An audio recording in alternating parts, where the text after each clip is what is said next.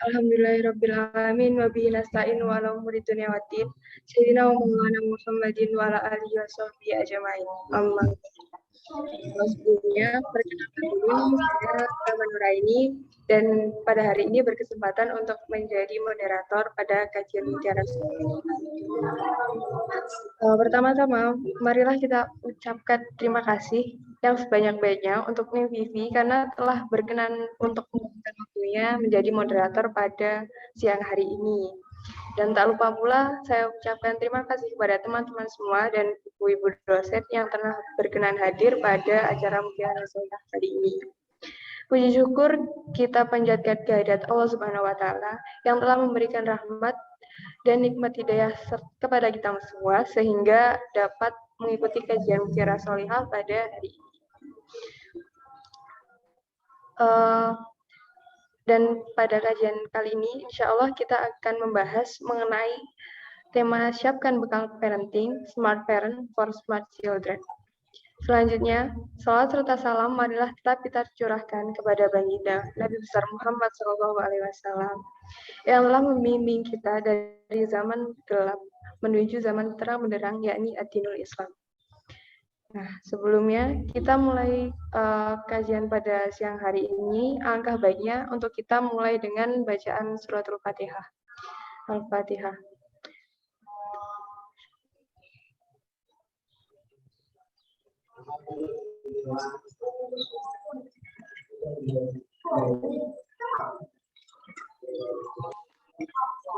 Baiklah, untuk acara selanjutnya langsung saja kami persilahkan kepada Ning Vivi untuk menyampaikan materi. Monggo Ning. Ya, Assalamualaikum warahmatullahi wabarakatuh, teman-teman semuanya. Alhamdulillah, perkenalkan saya Vivi Nafidati Nagor. Saya Dewan Guru termasuk pengajar di pesantren Anukoyah ya di Guluk-Guluk Sumeneb Madura. Kemudian selain mengajar saya juga menulis, menjadi womanpreneur dan juga berbagi ilmu sekaligus juga menjadi murid. Baik, kita hari ini akan belajar bersama tentang bagaimana kesiapan kita sebelum memiliki buah hati dan sekaligus juga materi kita bisa untuk teman-teman yang barangkali sudah ada yang memiliki buah hati ya. Langsung aja akan saya share materi kita hari ini.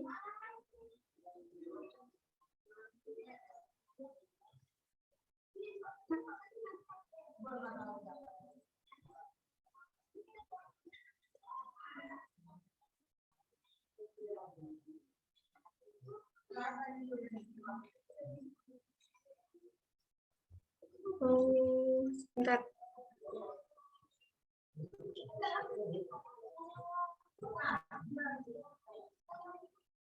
Oke.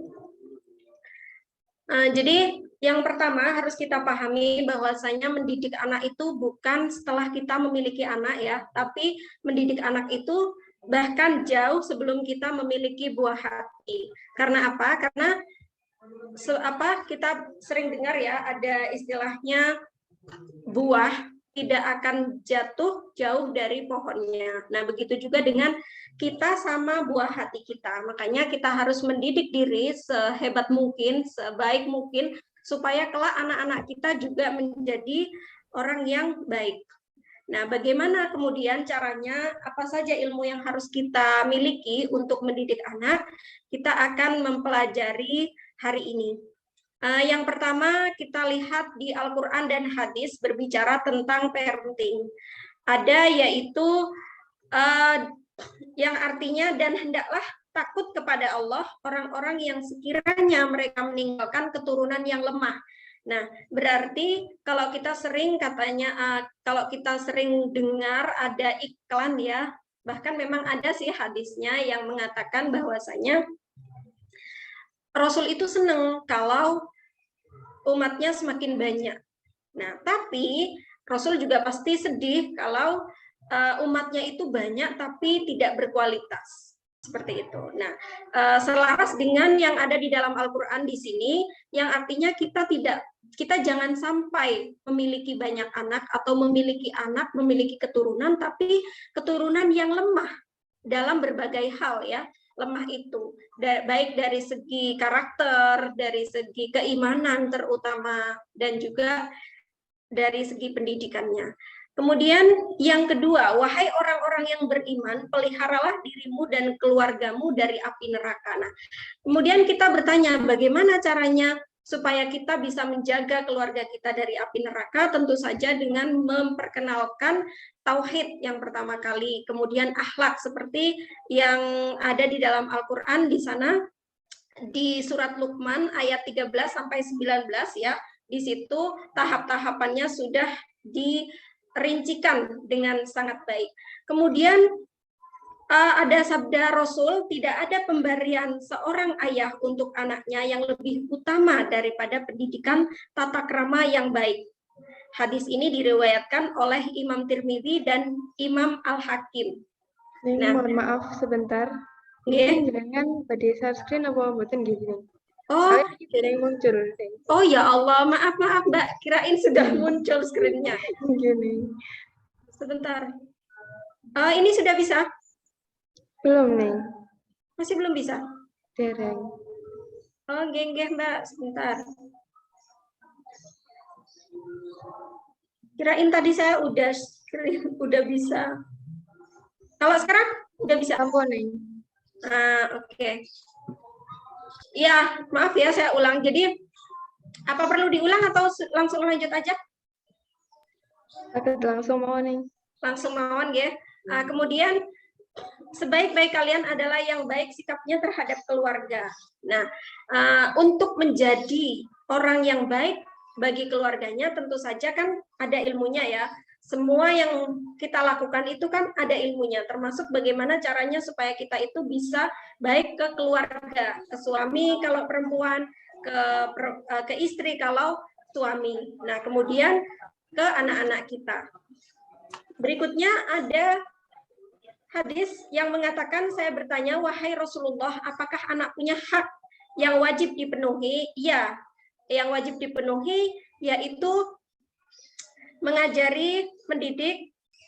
Ini ya, orang tua itu harus mendidik anak-anaknya berenang, memanah, dan memberikan konsumsi makanan yang baik. Ya, jadi makanannya itu harus yang halal dan bergizi. Saya punya cerita, saya lupa dari mana, tapi ceritanya ini tentang kisahnya Imam Syafi'i. Jadi Imam Syafi'i itu kan terkenal cerdas ya. Kita semua tahu lah Imam Syafi'i itu umur 7 tahun aja udah hafal Al-Quran ya. Terus masih Rasul itu baru mulai balik aja udah jadi mufti waktu itu. Nah, pernah suatu ketika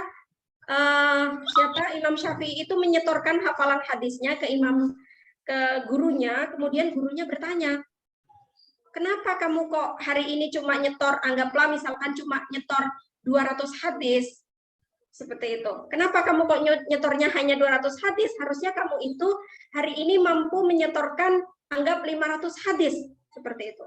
Kemudian gurunya berkata kepada Imam Syafi'i, coba kamu cek lagi, kamu tanyakan ke ibumu, kamu makan apa? Apakah makanan kamu itu halal semua?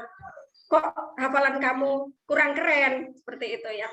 Kemudian Imam Syafi'i bertanya ke ibunya. Ibunya kalau misalkan kita sekarang itu ibunya itu tersinggung. Nah, emangnya saya kasih makan apa ke Imam Syafi'i? Selama ini kan saya kasih makan kamu itu selalu makanan yang baik-baik, nggak pernah kasih makan makanan apalagi yang haram, begitu. Ternyata setelah ditelusuri sama ibunya Imam Syafi'i, beliau nanya gitu ya. Nah, Imam Syafi'i kemarin main di mana saja. Nah, terus ketemu. Ternyata suatu hari itu Imam Syafi'i pernah disuapin bubur sama pembantu dari tetangganya. Nah, pembantu tetangganya itu sedang nyuapin anak majikannya. Ya. Lah, pas waktu nyuapin anak majikannya itu, kemudian ada Imam Syafi'i main, sekalian disuapin juga. Seperti itu. Ya. Nah, itu dianggap sebagai makanan yang syubhat. hanya karena makanan syubhat saja, kecerdasan Imam Syafi'i bisa menurun sebegitu drastisnya. Apalagi kalau kita sampai memberi makanan yang tidak halal pada anak-anak kita. Nah, berikutnya, prinsip dasar pengasuhan. Yang pertama yang perlu kita tahu yaitu potensi baik yang ada di dalam diri anak. Jadi, tiap anak itu lahir dengan fitrah bersih dan berpotensi baik. Anak lahir bukan sebagai kertas putih. Jadi Allah itu sudah membekali setiap bayi yang dilahirkan dengan aplikasi-aplikasi. Kalau misalkan di gawai itu sudah dipersiapkan ya, seperti bakatnya, keimanannya, itu sudah ada sejak lahir. Kayak gitu. Nah, potensi ada 7 fitrah atau potensi dasar anak. Yang pertama itu ada iman. Setiap insan lahir dengan keadaan telah bersaksi atas keesaan Allah. Kesaksian atas keesaan adalah dasar dari iman. Melalui iman, anak memerlukan contoh teladan agar potensinya mewujud menjadi nyata. Makanya kalau kita alhamdulillah lahir di keluarga yang Islam, jadi kan kita niru beragama Islam sejak lahir. Nah, keimanan itu kemudian nanti potensinya harus ditingkatkan terus melalui keteladanan yang baik dari orang tuanya. Yang kedua, interaksi. Setiap manusia dilahirkan sebagai makhluk individual sekaligus makhluk sosial, yaitu saling bergantung dengan kehidupan sekitarnya. Jadi orang tualah yang harus mengajarkan anak bersosialisasi, karena manusia itu selain individualis juga harus bersosialisasi. Nah, ada waktu-waktunya ya, tahapan-tahapannya. Jadi kalau 0 sampai 2 tahun itu anak-anak harus sangat lekat dengan orang tuanya. Kemudian nanti ada tahapan prasekolah sampai tahapan sekolah. Nah, sebelum anak-anak itu bersosialisasi, orang tua harus memberitahukan cara-caranya bagaimana supaya tidak terbawa pergaulan. Berikutnya ada bertahan hidup. Nah, bertahan hidup ini secara otomatis ya, inisiasi dini untuk menyusu pada bayi yang baru saja lahir itu adalah bukti konkret dari potensi ini. Kan kita nggak pernah ya ngajarin dengan kerja yang sangat keras mengajarkan anak untuk menyusu, itu nggak pernah. Jadi yang penting ketika melahirkan itu ada kan inisiasi dini menyusui. Jadi anak ditempelkan ke dada orang tuanya, ke dada ibunya, kemudian diajarin caranya menyusu, dan itu bukan perkara yang sulit karena memang aslinya sudah ada potensinya. Kemudian seksualitas manusia ini dilahirkan dengan jenis kelamin laki-laki dan perempuan. Nah, ini kaitannya dengan edukasi sex education itu dimulai dari masih kecil. Jadi kita nggak usah menutup-nutupi. Artinya sesuaikan dengan bahasanya gunakan dengan bahasa yang memahamkan, dan itu dimulai dari kecil. Misalkan ketika memandikan anak ya, terutama itu ketika anak sudah mulai bisa bicara. Jadi kalau misalkan mau bilang perempuan ya, mau bilang vagina ya udah bilang aja, ini vagina ya, ini untuk pipis. Adek kalau pipis nanti keluarnya dari sini kayak gitu. Nah, itu diajarkan seperti itu. Nanti kalau sudah mulai agak besar lagi, kemudian kita kasih tahukan bahwasanya vagina itu fungsinya untuk apa, perempuan itu punya payudara untuk apa, punya vagina untuk apa, dan perempuan itu kodratnya seperti apa saja, itu diajarkan supaya nantinya dia bisa tahu perempuan itu harus menerima kodratnya perempuan dengan hal yang seperti ini, kemudian yang laki-laki juga seperti ini, sehingga nantinya kelak tidak ada keinginan untuk berpindah jenis kelamin ya, atau kita kenal dengan transgender. Kemudian belajar hingga piawai. Setiap anak itu pasti punya keinginan yang sangat kuat untuk belajar ya. Nah, tombol belajarnya itu dimatikan atau tetap akan hidup tergantung bagaimana orang tua mendidiknya. Nah, kalau aslinya semua anak itu pasti sangat suka bertanya dan akan penasaran terus sampai mendapatkan jawaban yang memuaskan. Nah, kalau tombol bertanya ini dimatikan oleh orang tuanya, kelak anak akan menjadi anak yang pendiam, anak yang apatis, seperti itu. Nah, kita sebagai orang tua ketika anak banyak bertanya, itu harusnya kita senang. Oh, kalau anak kita banyak bertanya, berarti anak kita itu cerdas. Nah, sebagai orang tua, kalau misalkan lagi nggak tahu jawabannya, ya udah, cari dulu sebentar ya, Mama cari tahu dulu jawaban dari pertanyaan kamu gitu. Jangan lo nanya-nanya terus, nggak boleh kayak gitu ya. Nah, terus berikutnya ada tanggung jawab. Fitrah manusia adalah bertanggung jawab atas apa yang dilakukannya. Ketika pertama kali anak memecahkan barang dengan jujur, ia akan bercerita sambil berusaha membenahi. Nah, ini PR kita ya.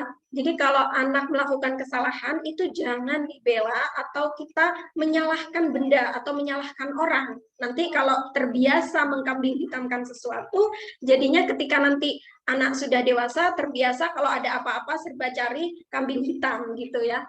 Nah, kayak misalkan lagi anak jatuh gitu. Waduh, kodoknya ya, Nak ya. Aduh, kodoknya sih tadi gitu. Jangan seperti itu, tapi kita berusaha untuk menjelaskan, Adek tadi kurang hati-hati, makanya Adek jadi jatuh. Lain kali kalau jalan pelan-pelan ya, seperti itu. Nah, kalau misalkan ada anak ya memecahkan barang, anak kita memecahkan barang, itu juga kita terima. Pecah ya, Dek, tadi pegangnya nggak hati-hati.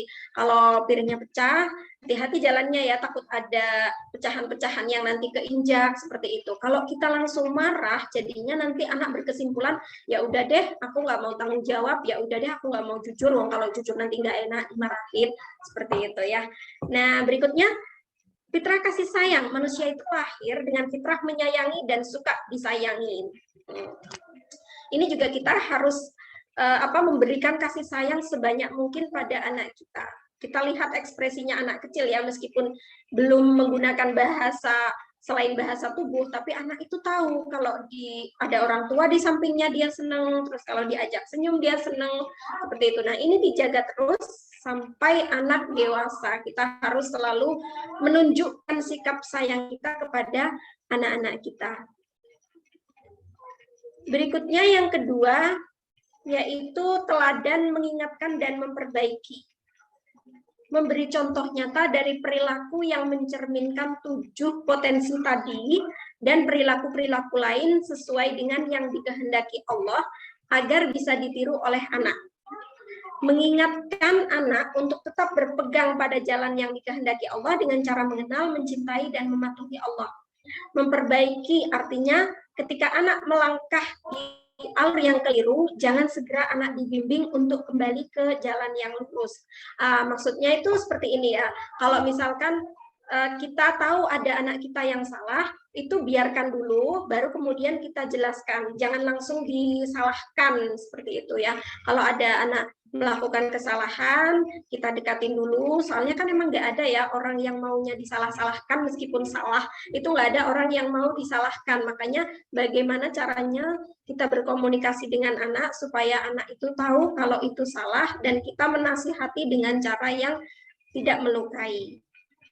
Kemudian konsisten. Nah, setelah tadi sudah memberikan teladan, itu konsisten, artinya kita harus terus-menerus. Konsisten berarti teguh dan fokus pada tujuan. Ketika kita melarang anak-anak menonton tayangan yang tidak mendidik, itu berarti kita sendiri jangan terus mencontohkan kita sendiri asik nonton sinetron, misalkan ya kalau tontonannya sinetron. Konsisten bukan berarti kaku, bisa menggunakan cara tidak menggunakan cara yang itu saja, melainkan juga yang kreatif, menggunakan berbagai cara untuk mencapai suatu tujuan. Jadi kalau di psikologi itu kan ya, untuk memperkenalkan, untuk membiasakan sesuatu hal baik pada anak itu dibutuhkan sekurang-kurangnya 15 sampai 21 hari. Jadi selama 21 hari itu kita ajarkan ke anak kita kebiasaan baik. Misalkan ya, mau dibiasakan sholat subuh tepat waktu, atau mau dibiasakan kalau habis maghrib itu waktunya ngaji nak ya, jangan main gitu. Nah, ini dilakukan secara kontinu, jangan sampai bolong-bolong ya.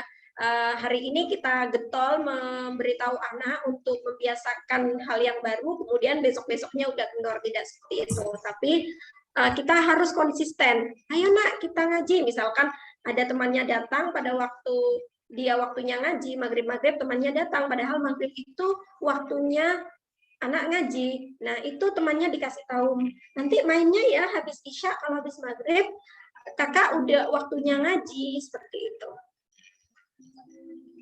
Kemudian sabar dan kasih sayang, ya seperti yang dikatakan tadi di depan ya, jadi mendidik itu tidak ada yang mendadak. Nah, Allah aja kasih waktu sampai 7 tahun untuk membiasakan anak sholat 5 waktu. Ya, jadi kita punya 365 hari kali 7 untuk membiasakan anak sholat 5 waktu. Itu nggak mendadak. Jadi jangan sampai mendadak. Kita gunakan waktu sebaik mungkin. Misalkan anak saya yang usianya 2 tahun, itu dia sudah melihat bagaimana orang tuanya sholat, bagaimana berjamaah, kayak gitu. Nah, itu juga termasuk dari mendidik. Nah, kita harus sabar ketika mau mendidik anak secara konsisten, seperti itu. Jadi kita ingatkan, ayo dek sholat, meskipun belum wajib, kita kasih tahu kalau ini tuh sholat itu wajib dilakuin, seperti itu. Sholat itu sebagai tanda kita berterima kasih kepada Allah, kayak gitu. Nah, kita harus mensonding jauh-jauh hari sebelum akhirnya nanti anak sudah balik. Nah, mendidik seperti itu tidak akan masuk ke telinga anak atau di dalam hatinya, kecuali kalau kita menyampaikannya dengan penuh kesabaran dan penuh kasih sayang. Ya, kalau kita umpamakan itu kayak menggenggam pasir ya, menggenggam pasir itu kan kalau semakin ditekan itu pasir malah semakin ambiar, kayak gitu. Jadi caranya membiasakan sesuatu hal yang baik pada anak itu kita harus merangkulnya. Berikutnya, untuk menumbuhkan benih ketaatan itu kita harus membiasakan anak, memperkenalkan bagaimana caranya bersyukur kepada anak-anak kita.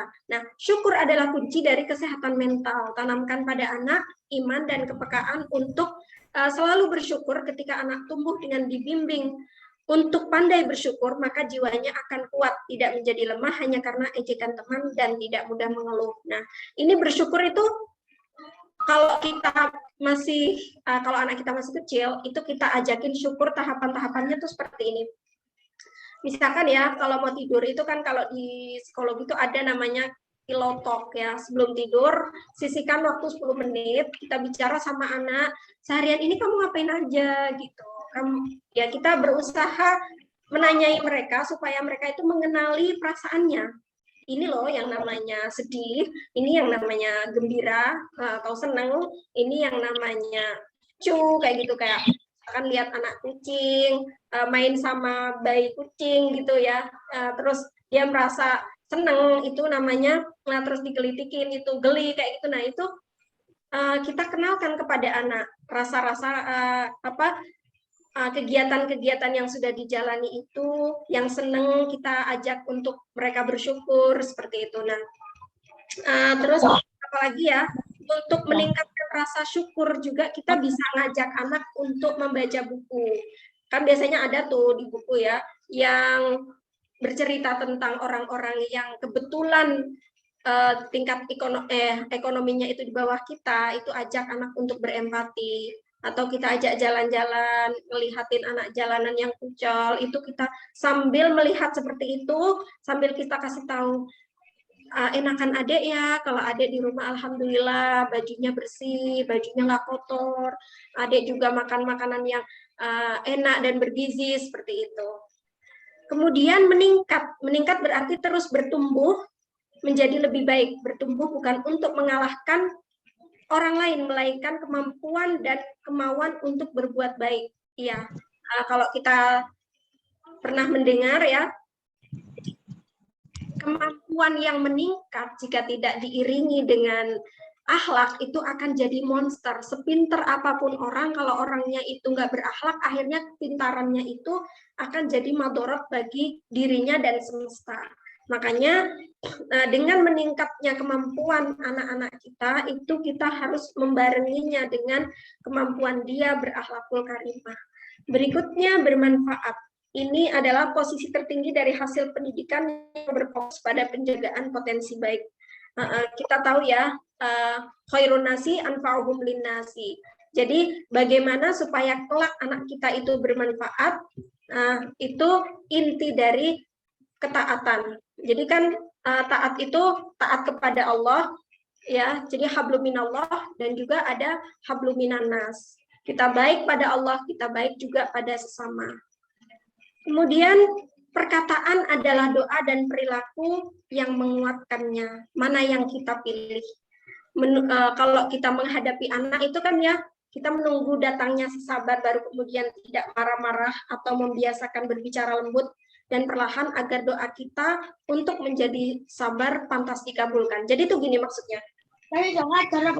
Kan kadang kita suka berdoa ya Allah, semoga aku jadi orang tua yang sabar. Tapi kalau anak kita lagi berulah, terus kita langsung ngomel-ngomel gitu. Terus kita berdoa lagi, semoga nanti aku bisa sabar ya kalau pas anakku lagi berulah. Tapi sikap kita tidak menunjukkan keseriusan dalam doa kita. Jadi kan kalau doa itu harus diiringi dengan usaha, tidak hanya menunggu sabarnya datang, tapi kita mengupayakan supaya kita benar-benar bisa berlaku sabar menghadapi anak atau mendidik anak. Karena apa? Karena menunggu keajaiban anak berubah, baru kemudian kita merasa lega atau memantaskan diri agar doa kita diperkenankannya, yakni dengan memperbaiki hati dan membiasakan mengucapkan kalimat yang patut agar hal itu ditiru anak-anak kita. Jadi nggak mungkin ya kalau misalkan kita hanya berdoa saja, kita harus membarenginya dengan usaha. Kemudian cara mendidik atau mendidik kedisiplinan dan kemandirian. Yang pertama, seperti yang saya katakan tadi ya, jadi disiplin itu butuh proses, minimal prosesnya itu 21 hari. Disiplin itu muncul dari kebiasaan, dan kebiasaan itu muncul dari konsistensi orang tua. Jadi kita nyontohin, kita ngasih tahu, seperti itu terus sampai akhirnya anak terbentuk. Contohnya kalau misalkan kita mau mendidik anak untuk disiplin membaca buku. Nah, memperkenalkan literasi sejak dini, kayak gitu ya. Nah, anak kan nggak mungkin ya tiba-tiba suka sama buku kalau orang tuanya memang nggak pernah memfasilitasi, nggak pernah mencontohkan. Kalau anak kita mau diajarkan untuk suka buku, ya udah kita harus belikan buku, membacakan buku, memberitahu di dalamnya itu isinya apa, seperti itu. Nah, kita sendiri juga antara pegang gadget dengan pegang buku itu harus lebih banyak pegang buku supaya anak nanti melihat, aku mau rajin baca buku deh seperti mama, kayak gitu. Nah, memberikan contoh disiplin dengan konsisten, karena anak suka meniru. Konsisten itu bisa terbentuk karena kerjasama antara ibu dan ayahnya. Jadi mendidik itu makanya tadi disebutkan ya,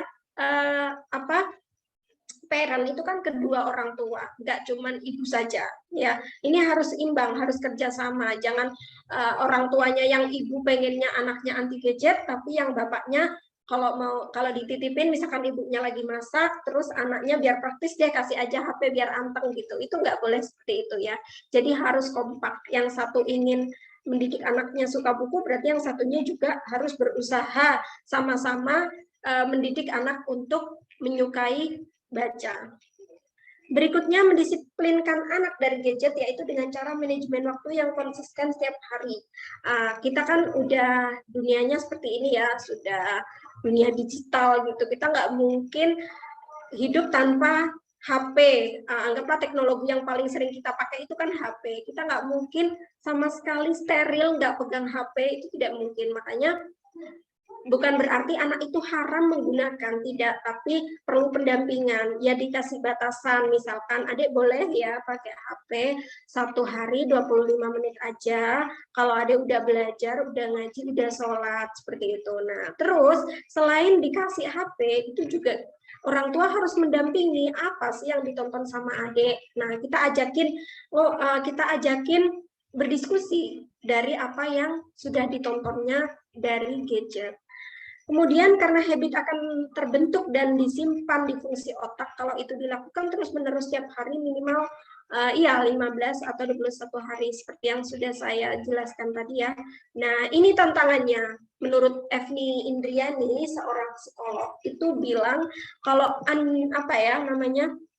kesulitan dalam mendidik anak itu ketika ia memberontak. Nah, bagaimana kalau anak yang lagi kita atur itu ternyata lagi kita kasih tahu, ternyata dia malah memberontak.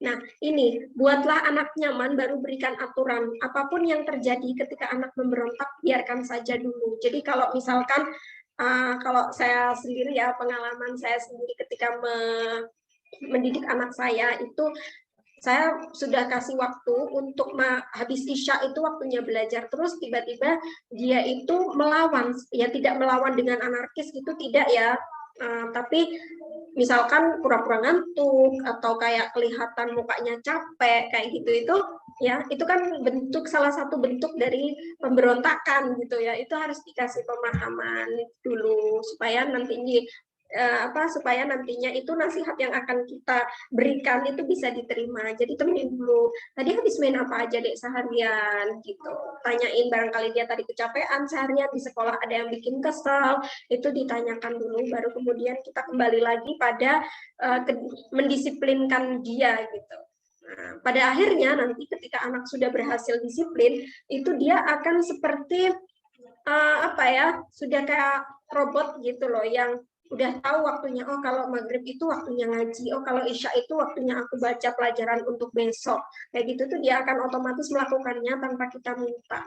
Tapi itu ya membutuhkan waktu yang tidak sebentar, tapi harus sabar kayak gitu. Pasti ada bolong-bolongnya di antara yang sudah kita ajarkan, itu pasti ada kalanya itu ada anak rewelnya, ya kayak gitu ya, namanya juga anak kecil.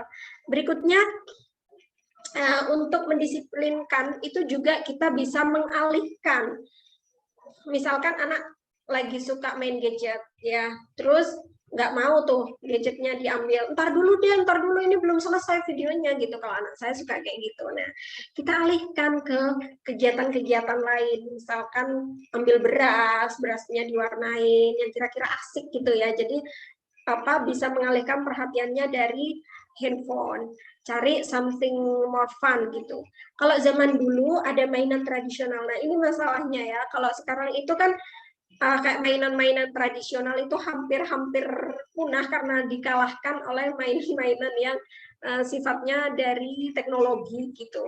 Nah, ini bisa cari aja model-model eksperimen, misalkan dari mewarnai, misalkan bikin warna ya, supaya nanti menghasilkan warna ungu tuh gimana deh caranya.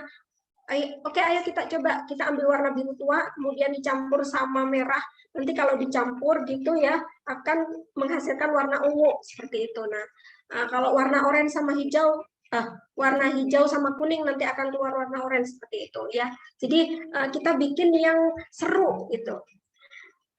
Nah, dunianya anak itu adalah permainan dan bergerak. Jadi jika ingin bermain gadget, ini tadi sudah. Jadi nggak boleh, konsentrasinya anak itu biasanya 15 menit ya. Kalau anak sekitar umur 0 sampai 3 tahun itu konsentrasi belajarnya konsentrasi otaknya itu masih minim. Jadi kalau misalkan 15 menit itu kita stop dulu. Kita belajar ya, misalkan belajar atau baca buku atau apa gitu.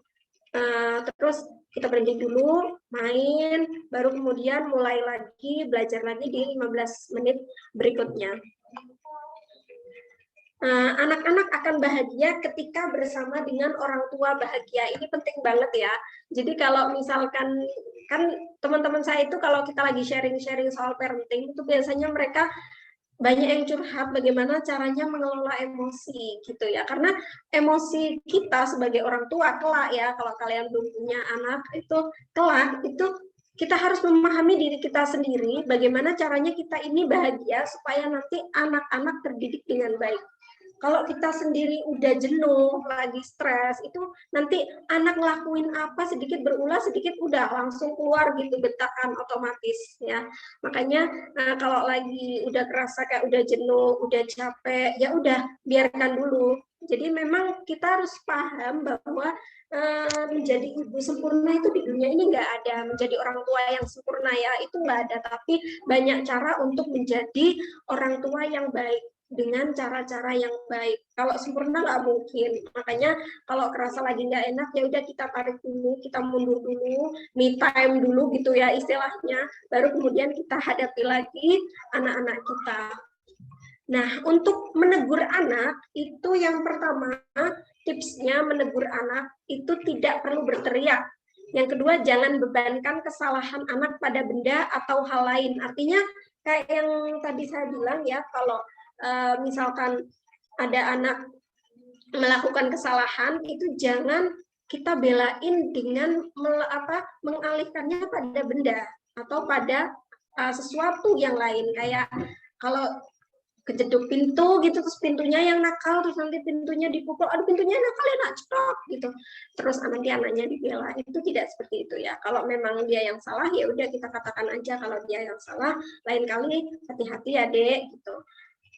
Sampaikan hal-hal yang tidak kita inginkan.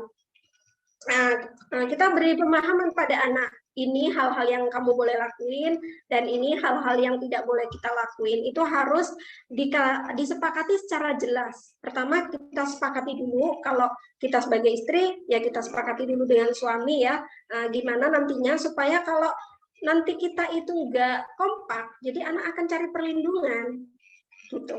Misalkan ibunya nggak ngebolehin pakai gadget, tapi bapaknya boleh. Nanti anak akan memilih yang menyenangkan. Mana yang lebih menyenangkan, pakai HP atau nggak pakai HP? Pasti anak akan lebih memilih pakai HP. Makanya kita harus sama-sama tegas, sama-sama aturannya itu sama persis, nggak berat satunya ketat, satunya longgar. Kemudian saya suka sekali dengan kata-kata dari Dorothy Launolte ini, anak belajar dari kehidupannya.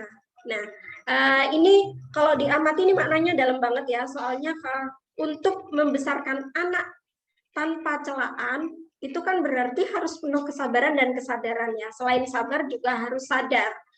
Karena kalau sabar saja tidak dibarengi dengan ilmunya, itu yang ada malah jadi toxic parent. Jadi toxic parent itu kan ada dua macam ya. Yang pertama itu terlalu ketat, artinya anak mau ini nggak boleh, anak nggak boleh punya pilihan. Itu juga termasuk dari indikasi orang tua yang toksik ya.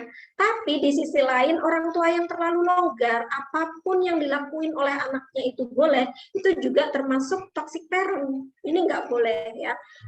Jadi jika anak dibesarkan dengan celaan, ia akan belajar memaki. Makanya kita kelola emosi supaya kita agak mencela anak. Kalau lagi anaknya nggak bisa, ya diajarin dulu, sabar dulu, ditemani dulu. Jangan langsung bilang menjudge, kamu sih, emang kamu tuh bodoh ya, gitu. Nggak boleh seperti itu. Nah, jika anak dibesarkan dengan permusuhan, ia belajar berkelahi. Nah, ini kalau anak sudah mulai bersosialisasi, itu biasanya pasti ada gesekan dengan teman-temannya. Di sini perlu peran dari orang tua. Kalau misalkan ada anak, kayak anak saya misalkan cerita, kalau matanya itu di samping sini ada luka, katanya ditonjok sama temannya. Nah, itu kita nggak boleh langsung terpancing emosi dan kalau kamu dipukul, kamu balas dong pukul lagi. Jangan seperti itu namanya mengajarkan permusuhan. Coba ditanya dulu, kakak tadi kenapa dipukul matanya? Iya, soalnya kakak nasihatin, dia melakukan kesalahan, terus kakak tegur gitu. Ternyata dia tipe orang yang nggak bisa ditegur. Oh, oke, kalau seperti itu, berarti lain kali kalau dia melakukan kesalahan, coba kakak tanya dulu ke Bu Guru, minta tolong biar Bu Guru aja yang negur. Karena kalau kakak yang negur sama-sama anak-anak, nanti kakak yang kena, seperti itu. Nah, ya, jadi jangan diajarin untuk melakukan permusuhan. Kemudian jika anak dibesarkan dengan cemoohan, ia akan belajar rendah diri gitu ya. Nah, ini kalau misalkan kita mencemooh atau mencela anak tadi ya, kalau mencela itu akan membuat anak jadi pintar memaki, kalau mencemooh jadinya dia nantinya rendah diri. Nah, ini biasanya kalau di Indonesia itu kan apa ya, anak itu kayak kurang diberikan kebebasan berpendapat ya. Kalau berpendapat itu nanti dikatain apa ya, suka bangkang seperti itu kalau di Indonesia ya. Nah, makanya kita kalau mau merubah tradisi itu, kita ajak anak berkomunikasi dengan baik. Kakak kalau ada yang nggak suka, kakak bilang ya, nanti ibu nanti jadinya ibu tahu ibu harus gimana kalau kamu lagi kayak gini, seperti itu. Nah, kemudian jika anak dibesarkan dengan penghinaan, ia akan belajar menyesali diri. Jika anak dibesarkan dengan toleransi, ia belajar menahan diri. Jika dibesarkan dengan dorongan, ia akan belajar percaya diri. Nah, biasanya anak-anak yang percaya diri itu karena dia sudah diajarin oleh orang tuanya dan juga orang tuanya mendukung kegiatan yang dia lakuin, kayak gitu. Kadang-kadang kan ada tuh orang tua yang belum anaknya belum nyoba aja dia sudah berkecil hati. Jadinya kan anaknya juga ikutan berkecil hati. Terus jika anak dibesarkan dengan pujian, ia belajar menghargai. Tapi pujian ini juga ada batasnya ya. Jadi memuji anak sesuai dengan kapasitasnya.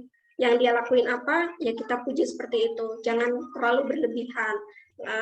Biasanya kan kalau orang tua tuh suka secara otomatis kayak melebih-lebihkan gitu ya. Anaknya ibu yang paling pintar sedunia gitu. Nah, jika anak dibesarkan dengan sebaik-baik perlakuan, ia akan belajar keadilan. Nah, ini adil di sini biasanya PR sebagai orang tua itu ketika memperlakukan anak satu dengan anak yang lainnya, misalkan kakak dengan adiknya, itu kita harus berlaku adil. Kalau memang yang salah itu adiknya, ya kita katakan yang salah itu adik. Misalkan adiknya merebut mainan kakak, itu jangan kita bela adiknya dengan, kamu ngalah dong, kamu kan besar, adik kan anak kecil. Jangan dibela seperti itu ya, tapi kasih pemahaman ke si adik kalau mau pinjam bilang dulu ya, baik-baik sama kakak, seperti itu. Nah, jika anak dibesarkan dengan rasa aman, dia akan belajar menaruh kepercayaan. Ini ya, jadi kan ada istilahnya orang tua adalah rumah. Orang tua itu harus menjadi rumah yang nyaman buat anak-anaknya. Nah, kalau kita nyaman, anak kita menjadi pribadi yang bisa membuat anak kita nyaman, anak nggak akan cari pelarian di luaran. Jika anak dibesarkan dengan dukungan, ia belajar menyenangi dirinya. Jika anak dibesarkan dengan kasih sayang dan persahabatan, ia belajar menemukan cinta dalam kehidupan. Slide berikutnya, perilaku anak terbentuk karena 4 hal. Yang pertama, siapa yang lebih dulu mengajarkan kepadanya. Jadi makanya tadi seperti belajar seks ya, mengenali dirinya, mengenali tubuhnya, terus harus hati-hati dengan organ tubuhnya, itu juga dikenalkan dulu oleh orang tuanya. Jangan nunggu dia cari-cari di internet, karena kalau misalkan ketik seks gitu ya di YouTube, itu yang keluar ya hanya berhubungan badan gitu, padahal kan tidak sebatas itu saja.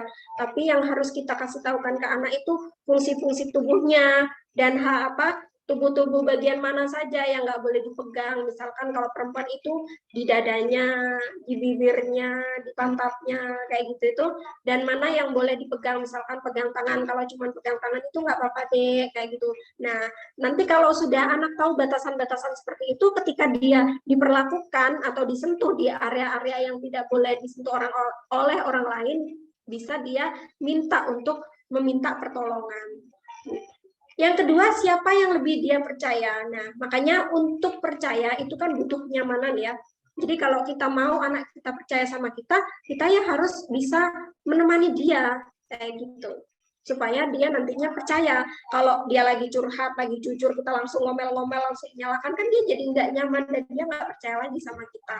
Nah, siapa yang menyampaikan lebih menyenangkan? Nah, ini untuk menyampaikan apa yang kita inginkan, apa yang akan kita didikkan ke anak, itu kan harus dengan menyenangkan. Karena kalau nggak menyenangkan itu, anak akan menganggap itu sebagai tekanan.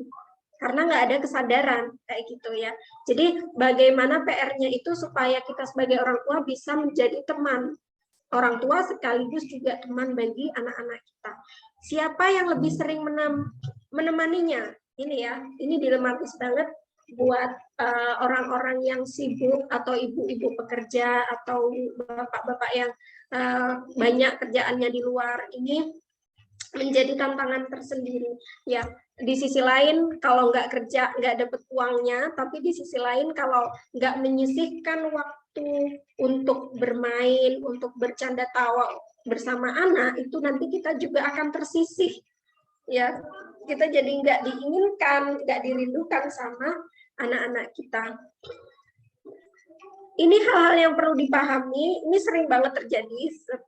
Sebagai ibu dari 3 anak, saya udah tahu banget ya, ini sering banget dilakuin sama orang tua. Yang pertama, anak itu bukan raja yang selalu benar. Ajarkan hati-hati ya, seperti yang tadi itu. Jadi anak itu jangan kita perlakukan sebagai raja sepenuhnya. Kan anak itu 0 sampai 2 tahun, 0 sampai 7 tahun itu kita perlakukan dia seperti raja. Artinya kita temanin apa maunya, tapi di sisi lain kita sisipkan kedisiplinan dan lain sebagainya. Tapi juga nggak boleh membela ketika dia melakukan kesalahan. Harus tetap kasih tahu yang ini salah, yang ini benar.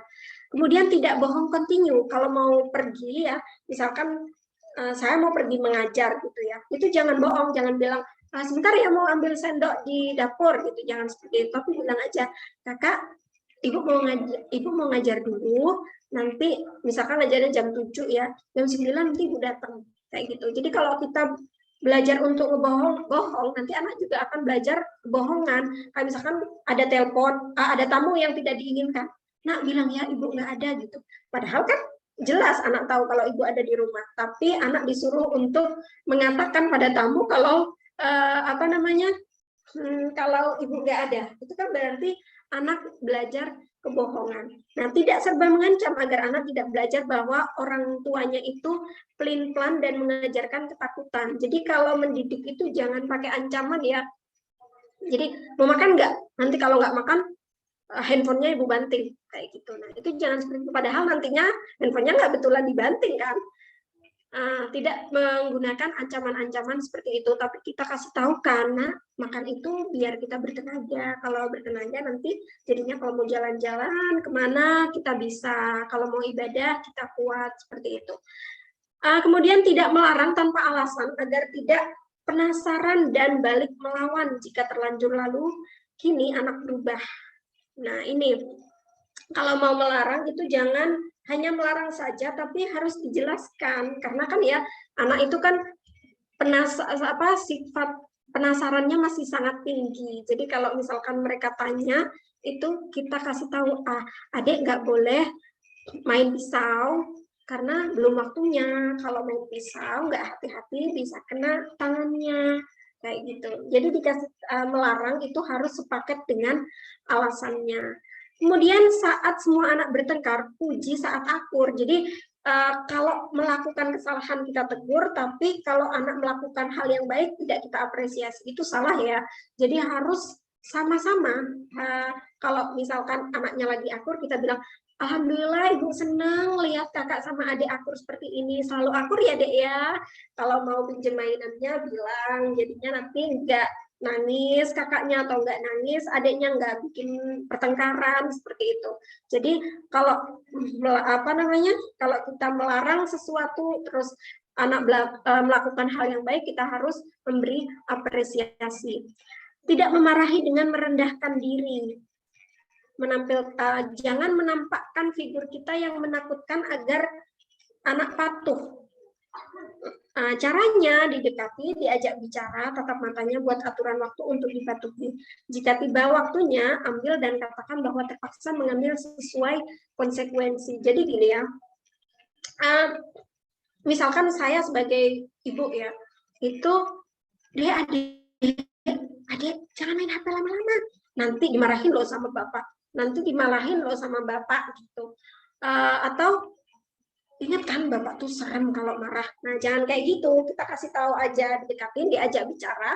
Kalau mengajak bicara anak-anak itu posisi mata kita dengan mata si anak itu selaras ya. Jadi enggak kita berdiri terus kemudian anaknya sambil sedang duduk, enggak. Tapi kalau anak lagi posisi duduk, ya udah kita ikutan duduk, kita tatap matanya, kita ajak bicara seperti itu. Itu akan lebih mengena daripada kita seperti raksasa yang mengajak bicara manusia kecil gitu.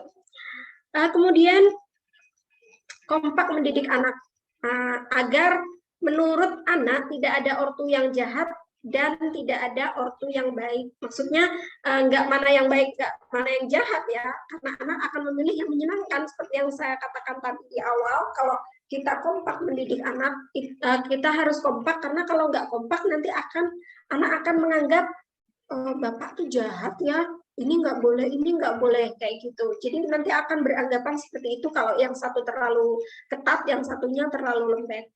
Kemudian menarik diri ketika marah memuncak, menjeda sampai pikiran rasional, baru tegur kesalahan anak. Jadi kalau misalkan kita udah beres-beres gitu ya, udah rapi semuanya, ternyata diberantakin lagi sama anak, itu jangan sampai kita spontan, waduh ya diberantakin lagi gitu, jangan seperti itu. Kalau mau negur tunggu dulu ya, kita mundur dulu. Kalau kalau katanya di psikologi itu kita pakai rumus 478 ya. Jadi 4 itu kita hirup, kemudian 7 kita tahan nafasnya, kemudian 8-nya itu kita hembuskan. Itu supaya lebih tenang, baru kemudian kita tegur anak kita. Yang ke-9, meminta maaf karena orang tua pun tidak maha benar. Nah, ini ya, ini biasanya kalau orang-orang zaman dulu itu kalau punya kesalahan sama anak itu nggak mau minta maaf. Ya, tapi kalau anaknya salah itu menuntut untuk meminta maaf.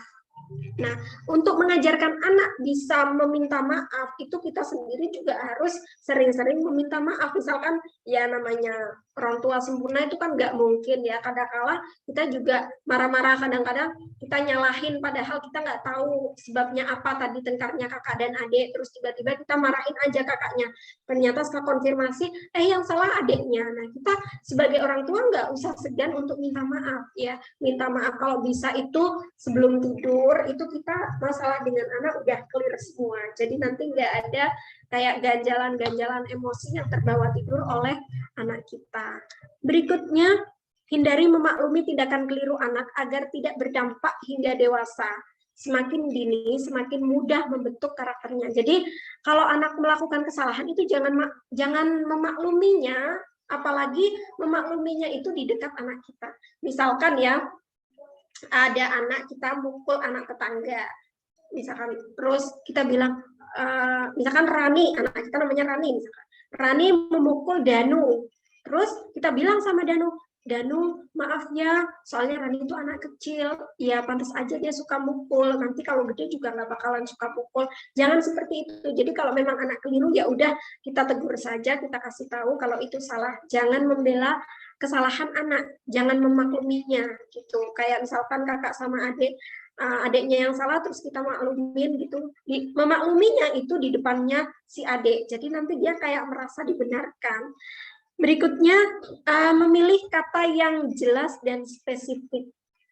Bukan bilang jangan nakal ya nak, tapi katakan misal kita akan ke acara. Jadi kalau mau memberitahu sama anak, kita mau ke acara misalkan ya, itu jangan bilang nanti jangan nakal ya nak ya, jangan seperti itu, tapi kita akan jalan-jalan nak, kita akan ke acara. Nanti kalau lagi acara, pembawa acaranya udah mulai pegang mic, adik duduk manis ya gitu. Jangan pakai kata-kata yang bulet-bulet. Berikutnya, sabar menunggu proses belajar agar anak tidak frustasi karena dituntut serba cepat. Ini kayak ibu-ibu milenial ini kalau nonton, ada misalkan nonton Hafid Junior, terus tiba-tiba kita ingin anak kita hafal Al-Quran, maunya yang cepat, terus anak diporsir, terus suruh ngafal, itu tidak ya, tidak seperti itu. Kita nikmati prosesnya dalam mendidik anak, jangan mintanya yang instan-instan.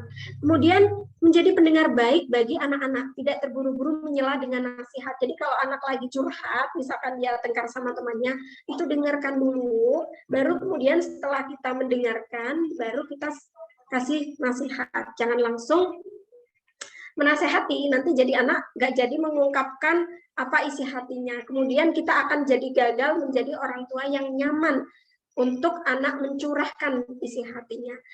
Berikutnya, jika memiliki anak emas, tetap gunakan pola asuh ideal agar anak tidak memasang taraf tinggi karena selalu diperlakukan istimewa.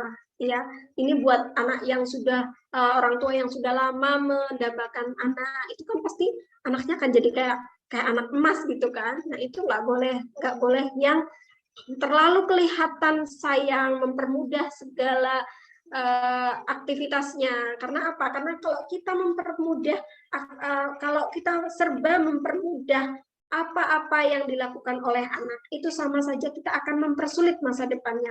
Misalkan kalau kita ada anak mau ngerjain PR ya gitu, kayak biar anak nggak kesulitan kita aja yang ngerjain PR, itu jangan seperti itu. Tapi biarkan anak bertemu dengan kesulitan-kesulitan, kemudian kita kasih tahu caranya, ya kita ajarin, kita temani belajar bersama seperti itu, bukan dengan membantunya serba melakukan sesuatu, nanti jatuhnya kita memanjakan anak. Kemudian betah melihat anak bersikap mandiri, tidak selalu berkata jangan dan menolong berlebihan. Ini kesalahan yang sering dilakukan oleh orang tua juga, termasuk yaitu betah melihat anaknya mandiri. Saya sendiri itu misalkan melihat anak saya makan ya, jadi umur 2 tahun itu kan anak-anak sudah penasaran pengen suap sendiri gitu ya, pengen ngambil nasi dari piring kemudian nyendok, itu kan pasti tumpah-tumpah. Itu kita harus sabar, biarkan anak berproses sehingga nanti motorik halusnya terbentuk, jadinya nanti bisa makan dengan baik kayak gitu. Jadi jangan langsung membantu. Kemudian anak tertutup karena sikap orang tua yang menyebalkan. Ini seperti tadi ya, kalau kita dikit-dikit menyela, kalau lagi anak curhat, itu jadinya nanti kesannya kita akan jadi orang tua yang menyebalkan, terutama ketika nanti anak sudah memasuki usia pubertas. Itu ya. Nah, kan biasanya anak akan jadi kayak misalkan baru pertama kalinya jatuh cinta, kayak gitu. Itu kita harus berusaha sebisa mungkin untuk menjadi teman curhatnya. Lagian kalau misalkan kita nggak jadi teman yang baik, anak bisa-bisa itu curhatnya di media sosial, ya. Kemudian tidak mengungkit kesalahan masa lalu anak, hanya membuatnya sakit hati. Tuh kan, kamu itu lakuin lagi kemarin, udah sekarang lagi, gitu. Nggak usah seperti itu. Nah, semua anak itu istimewa tanpa dibandingkan fisik dan sikapnya dengan anak orang lain. Gitu. Itu juga yang harus kita tanamkan. Saya sendiri tuh kadang kayak suka keceplosan gitu. Kalau misalkan ada anaknya tetangga yang main ke rumah, ternyata udah pintar cuci piring sendiri, sedangkan anak saya itu belum bisa cuci piring. Tuh kan, lihat deh, kalau Rina bisa kan cuci piring sendiri, soalnya dia udah mau bantuin mamanya gitu. Jadi jangan bandingan seperti itu. Kalau kita mau anak kita mandiri, ya udah diajarin aja, nggak usah dibanding-bandingkan. Orang tua tidak saling tuding tanggung jawab dalam mendidik anak. Ini ya. Ini berlaku untuk hal-hal lain sih sebenarnya, tidak hanya saling menuding, tidak hanya masalah tanggung jawab pendidikan saja, tapi dalam hal-hal lain juga orang tua tidak usah saling tuding sehingga nanti akan timpang kita sebagai role modelnya. Maaf ada suara masuk. Dikasih tanda apa? Iya nggak tahu ya Bu ya kalau ada sini. Bisa di mute dulu yang bicara. Oke, sudah. Jadi tidak, yang dimaksud dengan orang tua tidak saling tuding tanggung jawab dalam mendidik anak itu, iya harus kompak. Jadi kalau orang tua itu kan kadang gini ya, ada anaknya jatuh gitu terus nggak mau nolong, terus misalkan bapaknya teriak-teriak sama ibunya, bu itu loh anaknya nangis, kayak gitu. Itu tidak seperti itu ya. Selain masalah-masalah domestik, perkara domestik itu dalam perkara mendidik anak juga tidak usah saling tuding. Tapi siapa yang sempat, misalkan kalau habis maghrib itu tugas saya menemani anak ngaji Al-Quran gitu ya. Terus kebetulan saya lagi haid, ya udah berarti silahkan bapaknya yang mengajari anak ngaji seperti itu. Tidak boleh saling lempar tanggung jawab. Kemudian yang terakhir, ini sebenarnya nggak yang terakhir karena banyak sekali ya kesalahan pola asuh yang biasanya sering terjadi pada orang tua. Yang tua tidak selalu harus ngalah, beri pemahaman pada anak yang lebih muda untuk tahu mana salah, mana benar. Ini dalam hal kakak adik ya. Jadi nggak selalu yang kakaknya itu yang salah. Baik, materi kita hari ini sudah, slide-nya sudah ditampilkan semua. Saya ingin membuka termin tanya jawab. Barangkali ada teman-teman yang masih ingin bertanya. Saya stop dulu share-nya ya. Saya kembalikan pada Mbak Rahma. Iya, terima kasih, Neng. Nah, ini berhubung materinya sudah selesai disampaikan oleh Neng Vivi, monggo teman-teman yang mau bertanya silahkan bisa langsung raise hand atau mungkin jika berhalangan sinyalnya bisa menulis di kolom chat. Monggo teman-teman.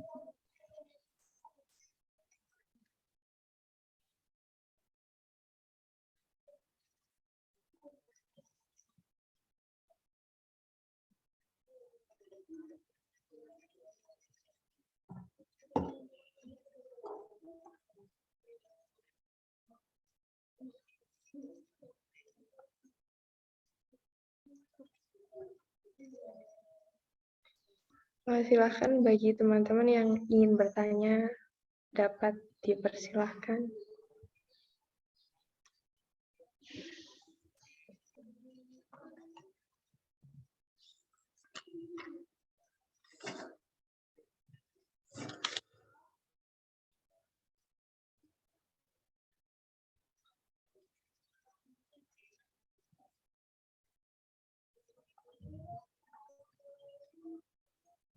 Ya. Sepertinya kalau sudah pada paham semua nih, Neng. Iya, iya. Alhamdulillah ya kalau sudah paham semua. Jadi sebenarnya parenting ini sama pentingnya dengan edukasi pranikah.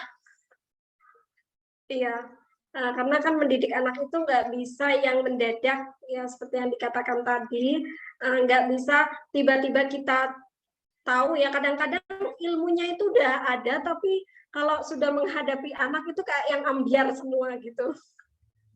Pengalamannya saya gitu. Apalagi kalau sama sekali tidak punya bekal dalam dunia parenting gitu. Jadi yang sudah punya saja kadang suka ambiar, apalagi yang nggak sama sekali begitu. Assalamualaikum, Neng Vivi. Waalaikumsalam, Neng Firda. Saya nggak on cam ya. Iya, iya, sambil ngapain? Iya, Neng. Matur nuwun. Pemaparannya sungguh luar biasa. Ini mungkin Mbak belum ada yang nanya karena memang mungkin belum mengalami langsung. Beda dengan kita yang sudah mengalami langsung, terjun langsung, mempunyai anak, ngoten nggih. Nah, ini juga permasalahan di saya, belum bisa adil istilahnya terhadap adik dan kakak ini. Kulo mau tanggut ini, Neng. Iya, iya, silakan, Neng. Betul kata Neng Vivi tadi, ketika kita sudah sebenarnya sudah mempelajari ilmu parenting, teori-teorinya semacam ini, tapi ketika praktek kan ya tidak akan terbiasa memang gitu. Awal-awal tentu akan sulit sekali untuk menerapkan teori tersebut. Ini seperti yang saya alami ketika ini kan saya baru ada adiknya nih, tapi kakaknya tuh sering banget kayak mungkin dia memang ingin mencium adiknya, sayang adiknya, tapi si kakak ini belum tahu cara yang benar gitu nih. Akhirnya menarik-narik adiknya, menarik tangannya. Terus ya. Iya, seperti itu. Nah, kita sebagai orang tua tuh kayak aduh khawatir banget gitu. Tapi kalau kita larang, aduh Cici kamu jangan ini, nanti dia nggak mau deket sama adiknya. Nah, ini kan kayak bimbang banget gimana sih biar dia memberitahu si kakak ini agar berhati-hati kalau nyentuh si adik tanpa membuatnya trauma untuk menyentuh si adik ini. Nah, yang kedua adalah si kakak ini sudah mulai cemburu-cemburuan nih terhadap adiknya karena merasa tidak diperhatikan. Padahal kita tuh sudah berbagi peran. Saat saya ke adik, ayahnya ke cici. Kalau ayahnya ke cici, saya ke adik. Seperti itu kan. Itu kayak kemarin cici ulang tahun, kita juga ini hadiah dari adik. Biar dia itu merasa disayangi oleh adiknya. Sudah ya, kita terapkan hal-hal semacam itu. Tapi nggak tahu yang namanya anak kecil itu kalau udah cemburu itu, aduh, adiknya tidur itu banting-banting barang. Bangunlah adiknya. Ngapain lagi kita kan, aduh ya Allah, mau emosi kan, pasti sih orang tua emosi. Nah, untuk menahan emosi itu loh, Neng, gimana? Mungkin itu aja yang saya tanyakan. Nanti selebihnya saya bisa jabri jenengan.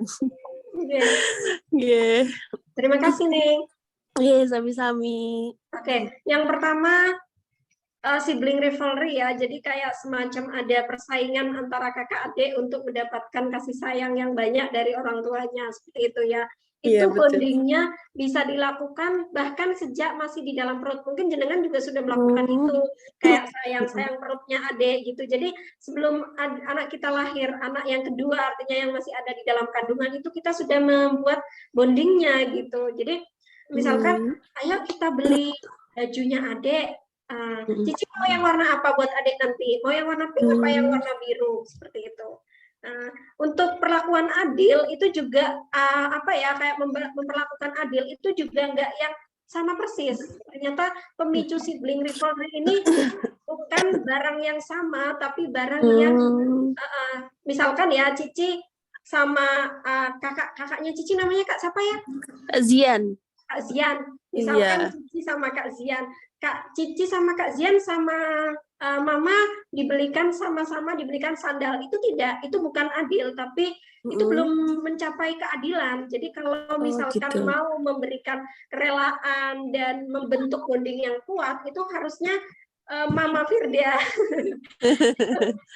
menanyakan, kalau Cici pengennya beli apa? Beli sandal. Kak Zian pengennya apa? Pengennya robot-robotan. Nah, itu adil dan itu kayak gitu. Jadi nggak harus barangnya itu sama persis.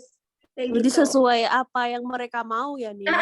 Sesuai yang mereka mau. Jadi maunya itu apa ditanyakan, tidak harus yang sama persis gitu. Karena kadang-kadang memang ada ya inner child yang terbawa hingga dewasa. Ternyata pemicunya adalah awal dari sibling rivalry ini, dari persaingan antara kakak adik gitu.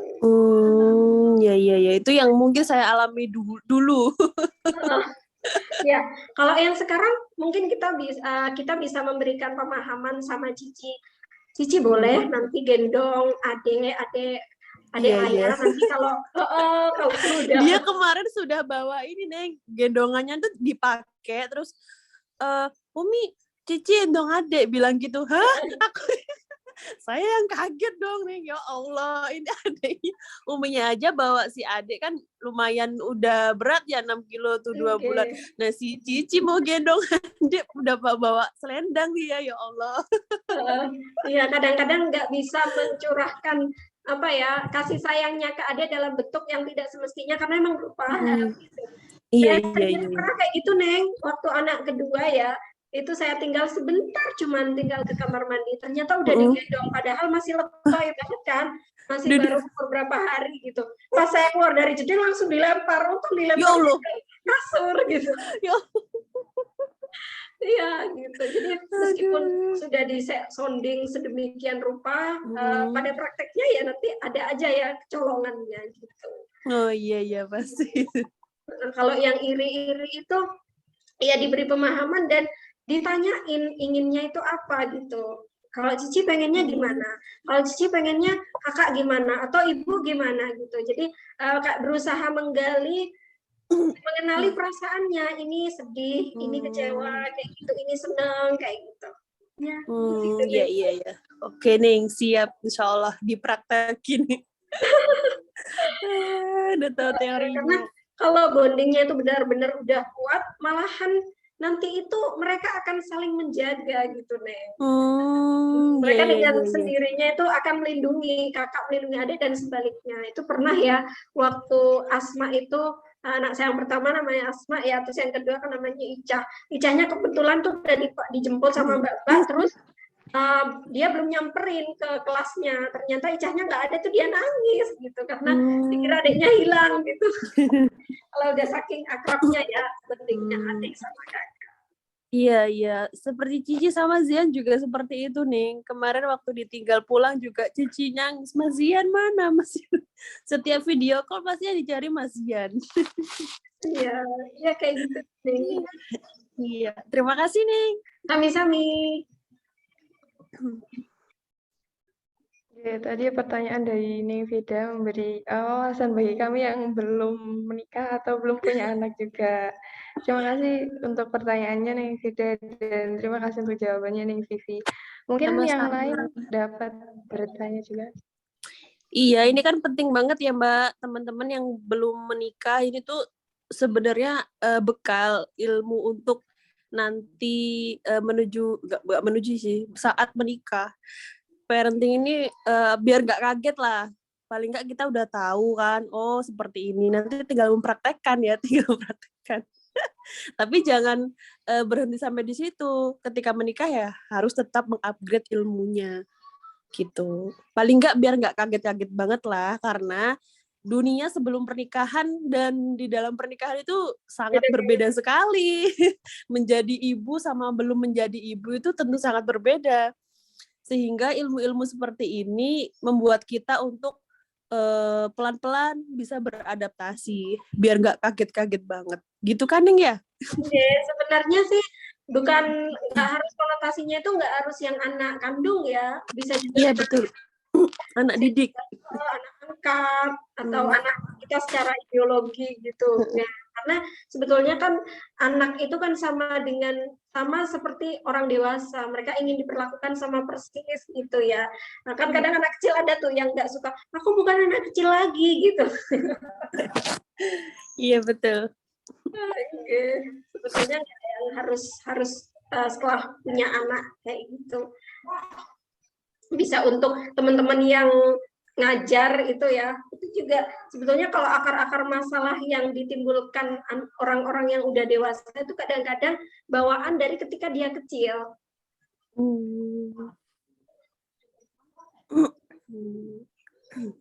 Saya sendiri sebagai pengajar itu paling banyak melihat kenakalan pelanggaran yang dilakukan oleh murid ini biasanya anak-anak umur seumuran sanawiyah itu, Neng. Biasanya umur 12 tahun sampai 15 tahun itu banyak anak-anak yang nggak siap ditaruh ke pondok atau dilepas dari orang tuanya. Jadi ketika kita tidak sebagai orang tua itu belum bisa memberikan fondasi yang baik, akar yang kuat, ketika dia dilepas ke pesantren atau ke sekolah yang tidak lagi bersama dengan orang tuanya, itu dia akan kaget dan kayak merasa, aku sudah bebas banget sekarang, udah boleh melakukan apapun kayak gitu. Nah, kalau sampai seperti itu pemikirannya ya sama dengan kita menciptakan generasi-generasi malapetaka untuk semesta. Iya betul. Jadi merasa bebas, merasa tidak diawasi, akhirnya dia bisa bertindak semaunya. Silakan Mbak Rahma, dipersilakan teman-teman mungkin ada yang mau bertanya.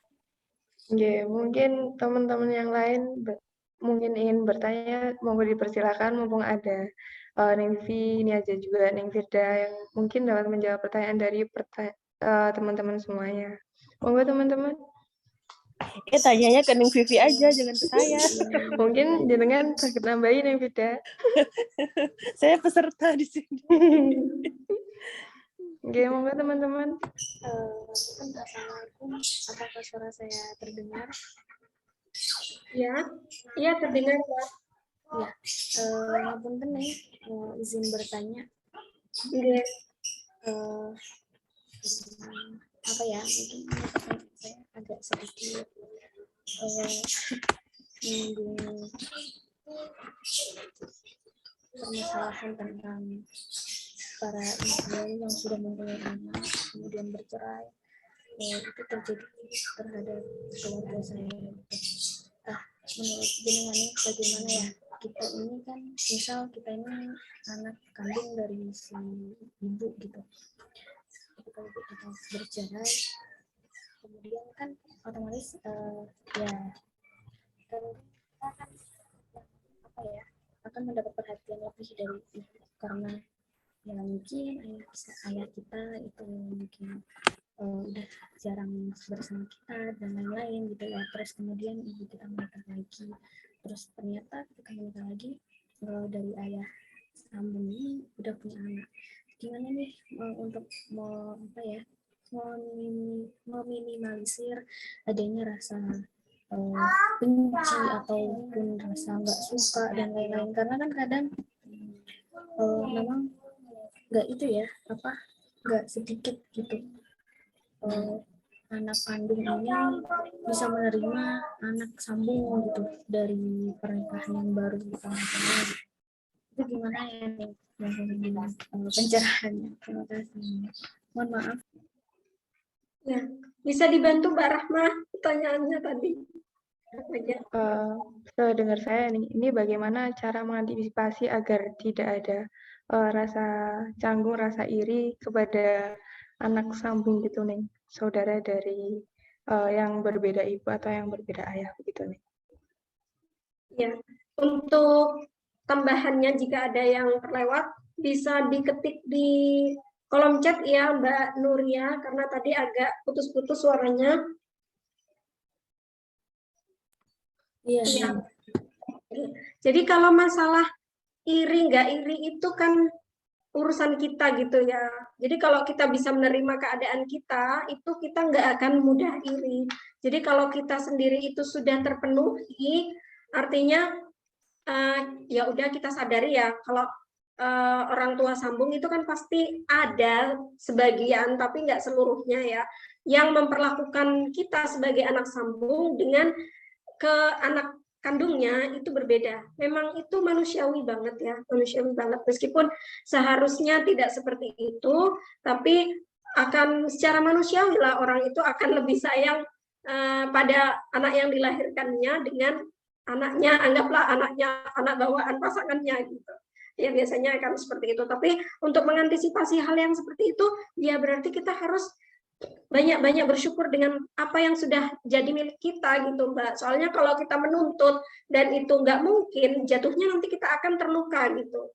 Kita berharap sesuatu yang tidak mungkin, ya kan? Jadi kalau misalkan kiriman dari orang tua sambung kita ya, kalau ke anaknya sendiri misalkan 1 bulan kasih 1 juta, kalau ke kita cuma kasih 500 misalkan seperti itu. Nah, dengan diperlakukan seperti itu pilihan kita 2 gitu. Bisa kita yang pertama nggak usah iri ya, karena kita nggak mungkin menuntut sama persis diperlakukan baik oleh orang tua sambung. Yang kedua, kita jadikan itu sebagai motivasi. Oke, saya cuma dikasih 500.000, saya akan hidup hemat, saya akan menyisihkan sisanya untuk saya jadikan untuk modal bisnis seperti itu. Jadi kelemahan-kelemahan yang kita miliki atau kekurangan dari yang kita anggap itu sebagai kekurangan itu kita bisa ubah untuk dijadikan motivasi. Jadi pilihannya tetap ada di kita sendiri, Mbak Nuria ya. Jadi pilihannya ada di Mbak. Saya sendiri, saya kan juga punya ibu sambung. Nah, itu saya lihat abah saya itu malah lebih sayang, bukan lebih sayang sih, sayang banget ke anak sambungnya gitu. Jadi ke saudara tiri saya gitu. Nah, tapi saya juga nggak merasa iri. Abah saya ngasih banyak ke dia karena kebetulan memang dia belum banyak punya pemasukan kayak gitu. Jadi kalau saya ingin punya uang 1 juta ya udah nggak usah ngarepin dari bapak tiri saya, ya udah saya mau kerja aja biar dapat uang itu kayak gitu. Jadi kalau untuk menanggulangi rasa irinya, kita komunikasikan aja pada diri kita terima ya. Jadi kalau untuk untuk mengenali emosi kita itu kan salah satunya dengan menuliskan. Jadi kita tuliskan, saya iri gitu ya. Terus seperti itu, dan kemudian di sampingnya kita tuliskan lagi. Mulai saat ini saya nggak akan iri. Seperti itu terus sampai ketika menuliskan itu sudah nggak ada emosinya. Sudah benar-benar merasakan, beneran ya ternyata saya sekarang bisa melepaskan rasa iri itu, bisa saya sudah nggak iri lagi kayak gitu. Nggak apa-apa kalau sekarang masih iri, nggak apa-apa, itu juga hal yang sangat manusiawi. Nah, kita kenali, kita sadari, kemudian kita pelan-pelan untuk menghilangkan rasa iri itu. Seperti itu, Mbak Nuria. Yes, seperti itu Mbak Nuria. Mungkin ada tanggapan atau mungkin pertanyaan lanjutan. Silakan Mbak. Atau teman-teman yang lain ingin bertanya, monggo teman-teman. Ya. Assalamualaikum warahmatullahi wabarakatuh. Waalaikumsalam. Saya Nur Izati dari Gresik. Mau menanyakan soal parenting anak ya, Neng. Jarak anak saya kan sedikit, 2 tahun, ya 2 tahun kurang. Nah, cara setiap saya mau ke adik yang si kakaknya itu selalu mengganggu. Jadi istilahnya harus ke dia terus, gitu. Terus sampai yang adiknya itu minta minum kan, minta ASI. Nah, saya mau ngasih ASI ke dia aja sangat sulit soalnya diganggu sama si kakaknya. Nah, terus sampai kadang saya itu mau emosi. Karena apa? Anak adiknya itu sampai nangis-nangis gitu. Nah, itu cara ngontrolnya itu kayak gimana ya, Ning ya? Ya, mengontrol emosinya Mbak Nur Izatinya atau mengontrol emosi anak? Dua-duanya. Soalnya yang kakaknya itu kadang suka mancing emosi. Seperti apa ya? Kayak tingkahnya itu banyak sekali. Mencari perhatian lah sama kayak gitu.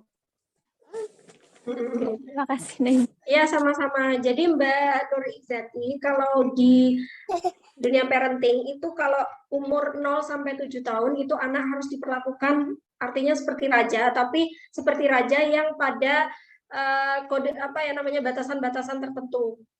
Gitu ya, karena anak 0 sampai 7 tahun ini masih dominan otak kanan ya. Jadi mereka ini masih banyak mengeksplor seperti itu, masih visual, intuitif dan juga masih kreatif, masih banyak yang ingin dicoba gitu. Nah, nanti kita sebagai orang tua itu yang jauh lebih kreatif dari anaknya gitu, Mbak Izati. Jadi kalau misalkan Mbak mau nyusuin anak ya, sebelum nyusuin itu sudah punya sesuatu yang bisa mengalihkan perhatiannya gitu. Misalkan kalau saya ini ya berani kotor, Mbak. Kan biasanya kalau orang-orang zaman sekarang ini kalau ngasuh anak kan nggak mau kotor ya, maunya bersih kayak gitu. Itu nggak apa-apa, sekali-kali kotor itu baik kalau kata iklan Rinso. Itu ada baiknya juga. Jadi kalau misalkan anak saya yang kedua itu kebetulan dia kan suka explore main air gitu. Nah, itu saya sediakan air dulu sama sendok, sama piring, kemudian ada pasir depan rumah, saya ambilkan untuk dia main. Kalau dia udah asik di dunianya, barulah saya kemudian menyisihkan, menarik diri untuk menyusui anak saya yang ketiga. Jadi saya pamit dulu, kakak, ibu mau nyusuin adik dulu ya sebentar, tunggu di sini ya, kakak main dulu. Nanti kalau kakak pengen pasirnya lagi, kakak bisa ambil di sana, kayak gitu. Nah, tapi selain dialihkan ke kegiatan yang lain juga diberi pemahaman gitu. Adik itu masih nggak bisa bicara gitu. Kasih tahu kayak gitu. Adik kebutuhan pokoknya masih ASI. Jadi adik harus mimik sama ibu ya. Kakak tunggu dulu ya main di sini kayak gitu. Nanti pas waktu dia lagi bermain kayak gitu kan, itu kan konsentrasinya sedang penuh. Itu kita bisa sambil menyisipkan, mensonding pendidikan-pendidikan yang ingin kita terapkan seperti itu. Karena kalau lagi ada di posisi itu kan otaknya sedang terbuka kayak gitu. Nah, untuk kita sendiri ya, untuk kita sendiri ngelola emosinya ya kita harus paham kalau anak-anak itu kan egosentrisnya masih sangat kuat ya. Mereka sangat egois, mereka masih caper, masih ingin banyak diperhatikan. Makanya jadi wajar kalau kalau kita lagi fokus ke adik, dia minta diperhatikan juga gitu, iya kan? Nah itu pasti kita kadang-kadang jadi kayak pengen marah. Iya, Masya Allah. Terus kadang gini, waktu nyusuin adik yang kakaknya itu ya kadang main. Terus minta main keluar sama teman-teman. Tapi minta ditemeninnya itu sama rumahnya. Iya, Ya, sama saya. Jadi adiknya itu disuruh ke abinya, ke yang lain maksudnya. Disuruh gendong yang lain. Jadi saya harus ikut ke dia, nemenin dia main sama teman-temannya di luar gitu. Iya, itu. Jadi pelan-pelan juga bisa melibatkan melibatkan pasangan gitu. Sambil melibatkan pasangan. Kalau saya biasanya gitu, kalau mau tidurkan adik, apalagi kan kalau anaknya udah 2 atau 3 gitu ya, kayak Mbak kan anaknya 2 ya. Kalau saya sendiri tuh anaknya 3. Pernah kalau anak lagi rewel banget itu saya minta bantuan ke suami. Jadi kan kalau anak ya kadang udah ditidurkan gitu, terus tiba-tiba kakaknya teriak-teriak gitu kan, jadi misi menidurkan anak itu gagal. Padahal kita udah punya rencana, habisnya saya mau ini, ternyata di tengah jalan baru tidur 5 menit kakaknya udah heboh gitu. Nah biasanya untuk supaya supaya bisa mengantisipasi hal itu kita minta bantuan sama pasangan. Jadi pasangan itu harus akrab juga sama anak kita gitu Mbak, supaya nantinya kalau lagi momen-momennya kita harus sama adik itu dia juga mau sama ayahnya gitu. Terus gini, Neng, kan umpama anak sering digodain sama digoda lah sama kayak neneknya atau budenya, itu sering sampai nangis no. Kadang saya sampai mau emosi soalnya kan capek ngurusin yang adik, terus yang satunya itu digoda terus sama kayak budinya, terus neneknya. Itu pengaruh nggak ya pada anak, soalnya kayak habis digodain terus sampai nangis kayak gitu. Terus kadang sampai emosi juga pernah. Anaknya ya emosi ya. Iya, soalnya kan itu. Iya, jadi kan kalau parenting itu aktor utamanya kedua orang tuanya ya, bapak sama ibunya. Kemudian untuk yang lainnya, artinya pihak ketiga itu bisa pembantu, bisa nenek, bude, bule, semuanya itu kita harus memberi pemahaman juga sama mereka, meskipun ya kayaknya kalau kita di adatnya, apalagi adat Jawa ya yang sangat menjunjung tinggi kesopanan gitu ya. Jadi kalau sungkan banget. Heboh banget ya. Memang idealnya dalam mendidik anak itu hanya ada satu kepala keluarga, itu yang paling ideal. Tapi karena ada beberapa hal, kemudian kita itu satu rumah sama nenek, satu rumah kadang sama bude gitu kan, kadang adalah yang seperti itu. Nah itu memang kurang ideal karena nanti akan berpengaruh pada pola asuh yang kita terapkan gitu. Maka untuk menghindari hal itu ya dengan terpaksa kita harus menyampaikan sehalus mungkin dan berulang kayak gitu. Kayak saya sendiri tuh Mbak, biasanya saya bilang kalau makanan-makanan kayak misalkan nabati gitu ya, yang ada pewarnanya, yang ada pengawetnya, itu saya sangat-sangat mengurangi. Kemudian orang tua sebagai nenek gitu ya, itu mau ambil cara praktis aja, biar anaknya diem, yang penting diem deh, nggak apa-apa makan ini gitu. Padahal kita maunya anak itu makan makanan yang alami gitu, kayak lagi batuk jangan makan es krim dulu, kita lagi ngobatin, tiba-tiba neneknya kasih es krim gitu.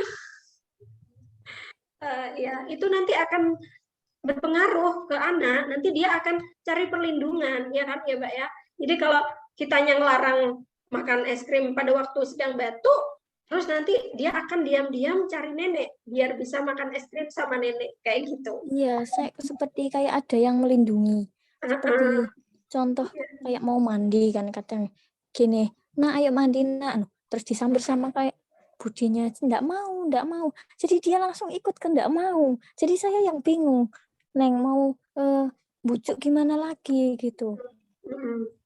Iya, kalau saya sendiri yang pertama ya diberi pemahaman pada anaknya, yang kedua juga pada orang-orang yang terlibat dengan bahasa yang tentu saja sangat-sangat halus ya, karena kita ini masih sangat menjunjung tinggi budaya Timur. Kemudian yang ketiga kita terpaksa harus menerapkan kedisiplinan, kan tadi ya memang tantangannya ketika mendisiplinkan itu pemberontakan dari anak. Sebagai bentuk pemberontakan itu kan mencari perlindungan kan gitu. Nah, itu kita harus tetap pada konsekuensinya, mau dihukum atau mau diterapkan. Kalau misalkan dihukum, adek kalau nggak disiplin, nanti adek nggak boleh ya main HP hari ini, kayak gitu.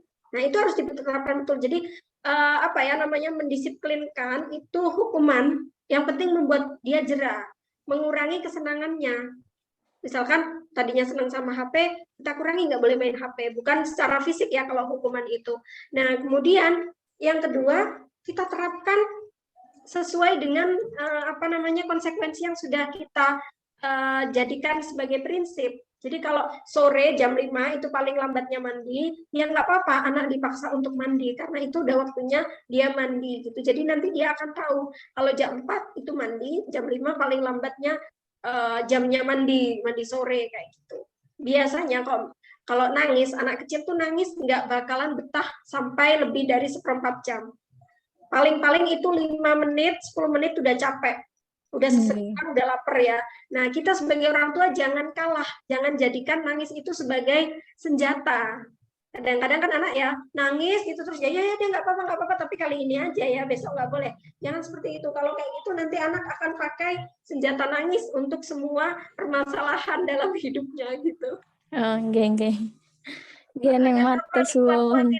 Kuat-kuatin telinganya untuk mendengarkan anak nangis. Perbandingannya kalau misalkan makanan itu ya Mbak, kalau anak makan es krim sekarang itu batuknya seminggu. Nanti yang repot kan saya ya sebagai orang tua. Yeah. Nah, itu nggak apa-apa anak nangis karena nggak makan es krim, itu paling kuat 1/4 jam nangisnya. Tapi kalau kita kasih es krim itu rewel seminggu. Nanti ke kita lebih enak mana? Nangis 1/4 jam atau rewel seminggu gitu ya. Okay. Seperti itu. Jadi tetap pegang prinsip, nangis tidak. Kadang kan ada yang kayak orang yang sekelilingnya yang anaknya makan es krim, wes gak apa-apa, wong es krim aja gak iku batuk gak apa-apa gitu, ada gitu. Jadi kita sendiri juga gimana gitu, kadang anak saya langsung tak pindahkan, tak gendong langsung tak ajak ke yang lain. Soalnya kan kasihan sendiri kalau nanti badannya panas, batuk kan gitu. Iya kembali ke yang tadi itu Mbak. Jadi perbandingannya lebih baik nangis 5 menit atau 1/4 jam daripada sakit 1 minggu. Kalau sakit 1 minggu kita yang repot kan, 1/4 jam juga kita yang dengerin. Jadi pilih dengerin anak nangis 1/4 jam maksimal, itu maksimal ya. Atau mau ngerawat anak sakit selama 1 minggu. Kadang anak tuh sakitnya seminggu tapi rewelnya bisa 2 minggu kan. Bisa manjanya gitu. Jadi nggak apa-apa, diterapkan aja. Nanti orang lain juga bakalan tahu kok kalau kita teguh prinsip dalam mendidik anak, nanti secara otomatis tuh sekeliling kita akan memahami, oh dia itu tipe ibu yang idealis seperti ini. Jadi ya, saya nggak berani ngutak-ngutik kayak gitu nanti akan terbentuk seperti itu. Tapi kalau kita ngikut apa kata orang, terus orang lain mau ikut campur dalam parenting kita, terus kita mengizinkan, ya nanti kita akan tergerus prinsipnya gitu. Nggih, matur suwun. Nggih, sami-sami Mbak Izati. Nggih, berhubung waktu sudah menunjukkan pukul 12:30 lebih, mohon maaf untuk para peserta yang tadi sudah raise hand namun belum ada kesempatan untuk bertanya. Mohon maaf sekali karena waktunya juga mepet. Terima kasih kami sampaikan kepada Neng Vivi atas materi yang telah disampaikan dan pertanyaan dari penjawab dari pertanyaan teman-teman dan mbak-mbak semua dengan sangat berinsight, memberikan pengetahuan bagi kita semua yang belum tahu menjadi tahu dan yang udah tahu menjadi semakin tahu dan semakin paham. Seperti itu. Terima kasih juga kepada teman-teman semua dan mbak-mbak semua yang telah hadir pada kajian Mutiara Shoriah siang hari ini, yang telah sangat antusias dalam menyimak dan memberikan pertanyaan. Dan terima kasih kepada panitia semua yang telah terlibat pada siang hari ini. Sebelum kita akhiri kajian pada siang hari ini, marilah kita tutup dengan doa kafaratul majelis. Subhanakallahumma wa bihamdika asyhadu an la ilaha illa anta astaghfiruka wa atubu ilaik. Sekian kajian Mutiara Solihah pada siang hari ini. Saya Rahma Nuraini sebagai moderator. Mohon maaf apabila ada salah kata ataupun salah perbuatan yang kurang mengenakan. Sekian dari saya. Wassalamualaikum warahmatullahi wabarakatuh. Waalaikumsalam warahmatullahi wabarakatuh. Begitu juga dengan saya.